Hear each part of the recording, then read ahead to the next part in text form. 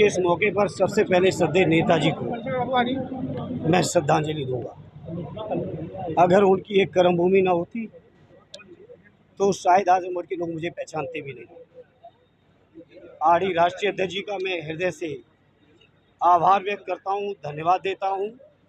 और चूंकि बड़े भाई भी हैं, इसलिए किन शब्दों में अब मैं आभार व्यक्त करूँ, मैं अपनी भावनाओं को जरूर उन तक पहुँचाना चाहता हूँ। उन्होंने मुझे इस काबिल समझा। श्रद्धेय नेताजी की कर्मभूमि, खुद की कर्मभूमि और आजमगढ़ के शानदार समाजवादियों की कर्मभूमि पर जो मुझे मौका दिया यहाँ से चुनाव लड़ने का, मैं आदरणीय राष्ट्रीय अध्यक्ष जी का धन्यवाद देता हूँ। मैं आजमगढ़ के अपने समाजवादी पार्टी के सभी नेताओं का, सभी कार्यकर्ता साथियों का और आजमगढ़ के एक एक मतदाता का जिन्होंने मुझे वोट दिया या नहीं भी दिया, मैं आजमगढ़ के हर व्यक्ति को नमन करता हूं और आभार व्यक्त करता हूं कि उन्होंने जो समर्थन दिया और आशीर्वाद दिया। और मैं उन सभी को यकीन दिलाता हूं जो श्रद्धेय नेताजी के जज्बात और भावनाएं रहे इस जिले से, आरडी राष्ट्रीय अध्यक्ष जी ने जो आगे बढ़ाए, उनको मैं अच्छा सा आगे बढ़ाने का पूरा प्रयास करूँगा। और मुझे यकीन ही नहीं, पूरा विश्वास है हमारे पार्टी के बड़े लोगों के मार्गदर्शन में, हमारे पार्टी के जिम्मेदार लोगों के सहयोग और समर्थन से आजमगढ़ के लोगों की हर उम्मीद, हर विश्वास और हर भरोसे को मैं पूरा कर सकूं। ये मेरा सार्थक और मेरा संपूर्ण प्रयास होगा कि आजमगढ़ का कोई भी व्यक्ति हमसे निराश ना हो पाए, ये मेरा प्रयास होगा। आजमगढ़ में विकास के लिए क्या-क्या जो काम अधूरे रह गए?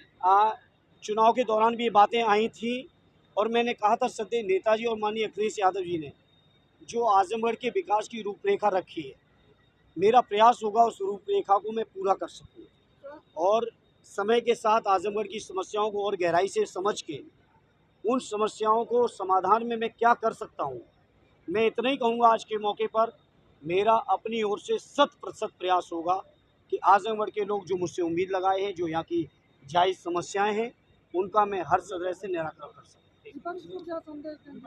देखिए, इस समय जो मैं चुनाव जीता हूँ, मैं इस समय अपने पार्टी के नेताओं के बयानों को सुनना है, राष्ट्रीय अध्यक्ष जी के मार्गदर्शन को लेना है, उसके बाद इस पर चर्चा करेंगे। और लेकिन इस मौके मैं इतना ज़रूर कहूँगा, आज जो प्रचंड जीत हुई है उत्तर प्रदेश में समाजवादी पार्टी और इंडिया गठबंधन की, ये हमारे राष्ट्रीय अध्यक्ष जी की दूरदृष्टि, उनका पीडीए का फार्मूला और उनका जो जनता के प्रति जो उन्होंने मुद्दे रखे, चाहे वो देश के संविधान को बचाने के हों, लोकतंत्र को बचाने के हों, जाति जनगणना के हों, सरकारी कर्मचारियों की पुरानी पेंशन हो, नौजवानों की बेरोजगारी के सवाल हों, माताओं बहनों की हमारी पेंशन का सवाल हो, किसान भाइयों के कर्ज माफ़ी से लेके उनकी जो समर्थन मूल्य को कानूनी स्वरूप देना हो, इन तमाम मुद्दों को, अग्निवीर की योजना को ख़त्म करना हो, इन तमाम मुद्दों को जनता ने पूरी अपना समर्थन दिया है, मोहर लगाई है। और मैं उम्मीद करता हूं हमारे राष्ट्रीय अध्यक्ष जी जनता के बीच किए हुए सभी वादों को पूरा करके देंगे। सरकार बनाने के लिए आगे प्रयास किया जाएगा? देखिए, सांसद निरहुआ को मैंने पूरे चुनाव में कभी गलत नहीं कहा, कभी ऐसा नहीं कहा जो कोई आपत्तिजनक बात हो।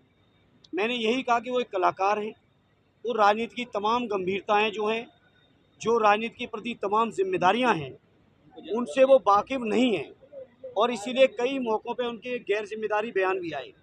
हालांकि आज चुनाव का परिणाम आया, वो चुनाव हारे, मैं आज इस मौके पर कुछ नहीं कहूँगा। मैं उनसे यही कहूँगा कि पिछले उपचुनाव जब मैं चुनाव हारा था, मैंने यही कहा था कि मैं चुनाव हारा हूँ, मैं हिम्मत नहीं हारा, और मैं हिम्मत नहीं हारा था और आज उसका परिणाम है। आजमगढ़ के लोगों ने, हमारे साथियों ने कई बार कहा कि इस हार को हम सूद सहित वापस करेंगे, तो इतना सूद सहित कर दिया है कि आज इस मौके पर उनके लिए कुछ नहीं कहूँगा।